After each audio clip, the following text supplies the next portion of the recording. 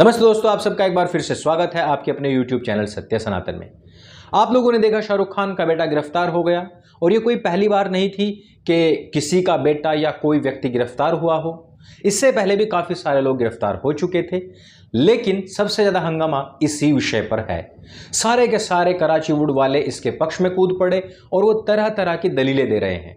कोई कह रहा है कि वो अभी 23 साल का बच्चा है, हालांकि चार्जशीट में वो 26 साल का है, लेकिन 23 साल का जानबूझ करके उसको बताने की कोशिश की जा रही है। हमने भी सवाल किया था कि 23 साल का बच्चा है तो फिर 6 साल की कैप्टन मोमो की वाइफ दम लगा के हाइसा 6 साल में जवान कैसे हो गई थी? 9 साल की उम्र में ही वो सहवास करने के लिए कैसे तैयार हो गई थी?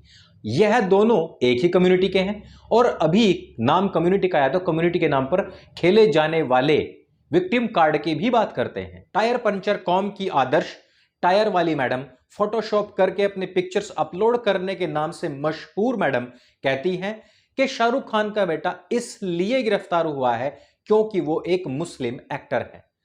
हम सब तो यही जानते थे कि वो एक एक्टर है, लेकिन वो एक मुसलमान एक्टर बन गया, यह बात खुद अरफा खानम शेरवानी ही बता रही है।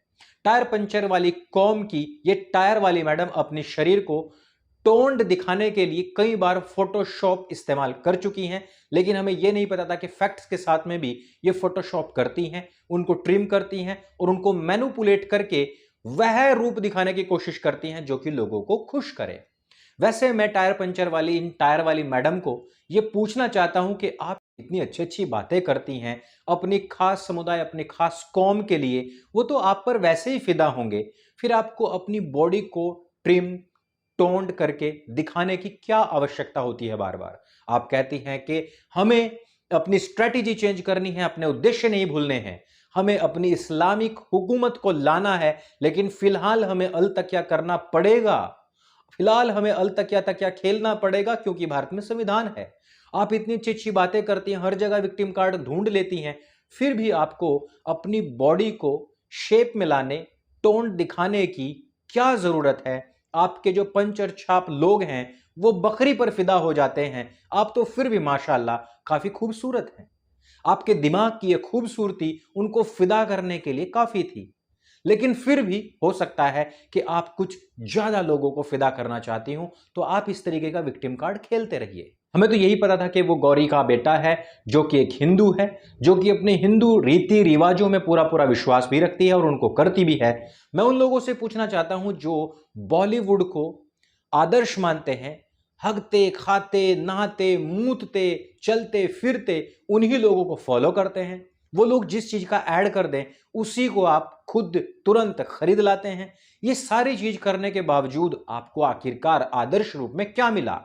उनके घरों में इस तरीके की गंदगी मची हुई है और उस गंदगी को फॉलो करते करते आप लोगों ने अपने घर के अंदर इतनी ज्यादा अर्थव्यवस्था को डाउन किया, उनके कहने पर महंगी चीजें खरीदी, उससे उन्होंने पैसा कमाया और उस पैसे को उनके लौंडे ने हुक्का बार में जाके फूंक दिया।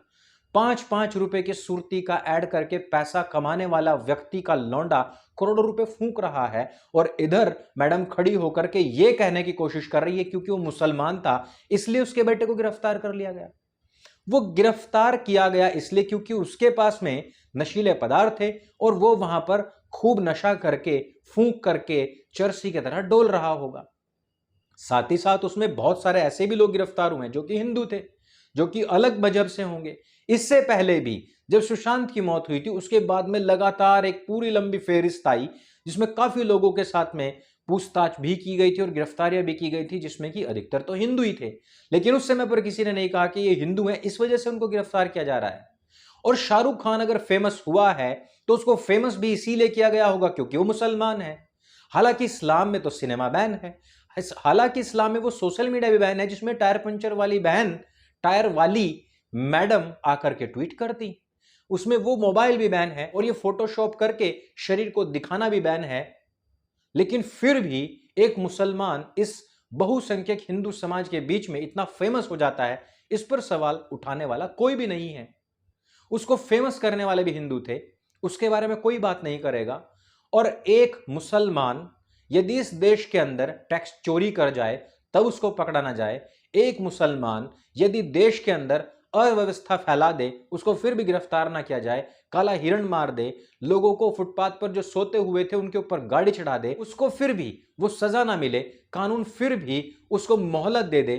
कभी ये नहीं कहा गया कि एक मुसलमान होने की वजह से उसके साथ में देखो न्याय कितना उदार है, कितना सॉफ्ट है। कभी भी ऐसा नहीं कहा गया। ऐसा क्यों नहीं कहा गया? क्योंकि उनको विक्टिम कार्ड खेलना है। और हिंदू को क्या करना है? हिंदू को उनके द्वारा दिए गए एड्स के जो प्रोडक्ट्स हैं उनको खरीदने हैं और इन लोगों के घर भरने हैं ताकि अपने बच्चों को अय्याशियां करवा सके, ताकि ये खुद भी अय्याशियां कर सके और ताकि ये हिंदू बहन बेटियों के साथ में शादी करके लव जिहाद के प्रोपेगेंडा को बढ़ावा दे सके, ताकि शाहरुख खान 25-25 करोड़ रुपए पाकिस्तान में डोनेट कर सके और ताकि शाहरुख खान, सलमान खान, सैफ अली खान सरीखे जितने भी खान्स हैं ये कभी भी ना तो अमरनाथ में, ना केदारनाथ में, ना नेपाल के भूकंप में, ना गुजरात के भूकंप में, ना किसी आपदा में, ना सैनिकों को, ना किसी अकाल में कहीं पर भी कोई भी योगदान ना दे पाए। ये कहीं पर भी कोई योगदान नहीं देते, फिर भी हिंदुओं ने सारे खान्स को ही सुपरहिट किया, इस पर कभी कोई बात नहीं करता है। अरफा खानूम शेरवानी से एक महत्वपूर्ण सवाल सत्य सनातन परिवार पूछता है, क्या मुसलमान होने की वजह से ही असम के अंदर तकरीबन 50 लाख बीघा जमीन पर गैर कानूनी तरीके से घुसपैठियों का कब्जा करवाया गया? क्या मुसलमान होने की वजह से ही कवर्धा में भगवा ध्वज को फाड़ करके फेंक दिया गया? क्या मुसलमान होने की वजह से ही 57 के 57 देशों में लोकतंत्र नहीं है? क्या वहां पर शरिया कानून इसी वजह से लगा है क्योंकि वे मुसलमान हैं और वो एक इस्लामिक देश है? क्या मुसलमान होने की वजह से ही हम हिंदुओं को कन्वर्ट कर लेते हैं उमर गौतम जैसे लोग, कलीम सिद्दीकी जैसे लोग और आईएस फखर जैसे लोग? क्या मुसलमान होने की वजह से आप लोग हमें वाजिबुल कत्ल और काफिर बताते हैं? क्या मुसलमान होने की वजह से ही कश्मीर के अंदर एक आतंकवादी संगठन नाम और आईडी पूछ करके उनकी पहचान को जान करके उनको गोलियां मारता है? कश्मीर के अंदर इतना बड़ा नरसंहार हुआ लेकिन उसके ऊपर कोई बात नहीं करता है। आज गिलानी की टीम ने, उसके नाम पर बने हुए आतंकवादी संगठन ने उसकी जिम्मेदारी ले ली, लेकिन यह कार्य इसलिए हुआ है क्योंकि वो आतंकवादी मुसलमान थे। इस पर बात करने के लिए कोई भी टायर पंचर पुत्री नहीं आती है। क्यों नहीं आती है? मैडम, मैं भी आपको बता दूं कि 10 से अधिक देशों में आप लोगों को बैन इसलिए किया गया है क्योंकि आप मुसलमान हैं। मुसलमान होने की वजह से ही यह कार्य हो रहा है। फ्रांस में मस्जिदों को तोड़ करके वहां पर नए रेस्टोरेंट्स बनाए जा रहे हैं क्योंकि आप मुसलमान हैं। वहां पर वह अपने देश को संरक्षित करने के लिए कानून बना रहे हैं क्योंकि आप मुसलमान हैं और वो आपसे बचना चाहते हैं। चीन में आपकी कौम के लोगों को काट करके जीन बैंक बनाया जा रहा है क्योंकि आप मुसलमान हैं।